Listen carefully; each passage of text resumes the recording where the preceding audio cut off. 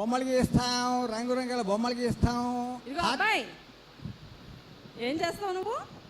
బొమ్మలు గీస్తామండి, రంగురంగుల బొమ్మలు, నిలువుతో చిత్రపటాలు తీస్తూ ఉంటాం. హార్టిస్టులం అండి మేము, హార్టిస్టులం. అబ్బో, ఆర్ట్తో గీస్తావా? అయితే ఆ, ఆ. చాలా సంతోషం. ఇంతకీ ఎలాంటి బొమ్మలు గీస్తుంటావు? ఇప్పుడు మీరు లావుగా ఉన్నారు, ఆ. సన్నగా అందంగా ఉండేలాగా తీస్తాం. అబ్బో, సన్నగా ఉన్న పిల్ల వచ్చింది అనుకోండి, లావుగా చేస్తాం. ఎట్లా ఈవిడ ఎట్లా గీస్తామండి? అది సరే గాని ఆ, నాకు నిలువెత్తు చిత్రపటం కావాలి. కూర్చోండి. అదే కూర్చొని కాదు, నిలువెత్తు చిత్రపటమే కావాలి.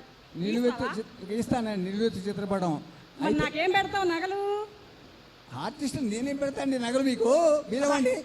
అబ్బా, అది కాదయ్యా, ఆ, నా బొమ్మకి ఏం నగలు పెడతావు అంటున్నా. మీ బొమ్మకు నగలు పెట్టాలా?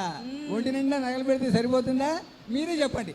అంటే ఆ, లేటెస్ట్ వజ్రాల నెక్లెస్ ఒకటి మెడ నిండా ఉండేలాగా దగదగలాడేలాగా గీయాలి నువ్వు బొమ్మ. మెడ నిండా దగదగలాడే నెక్లెస్ ఉండేలా గీయాలి. ఆ, గీసేస్తాను, గీసేస్తానండి. ఎందుకు ఏమిటని అడగవే? ఎందుకు ఏమిటి మేడం గారు? అదేనయ్యా, ఏం లేదు, మా ఆయన కంటే నేను ముందే చచ్చిపోయాను అనుకో. అయ్యో, శుభానికి బొమ్మ గీస్తుంటే సాగులు ఎందుకండి? అబ్బా, నువ్వు ఉండవయ్యా.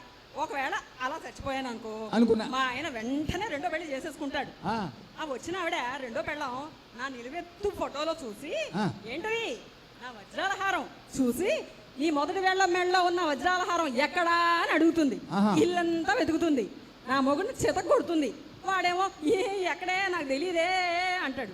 అప్పుడు రోజు ఇంట్లో తగదిమితో నిప్పులు కుంపటే. అబ్బా అబ్బా అబ్బా. వాళ్ళు అస్సలు సుఖపడకూడదు. అది నా ఇది. అబ్బా, ఎంత గొప్పగా చెప్పారండి. ఆ. వస్తానండి, మళ్ళీ వస్తాయి, కుంచెలు పట్టుకొస్తా. అబ్బాయి బొమ్మ గీసేళ్ళు.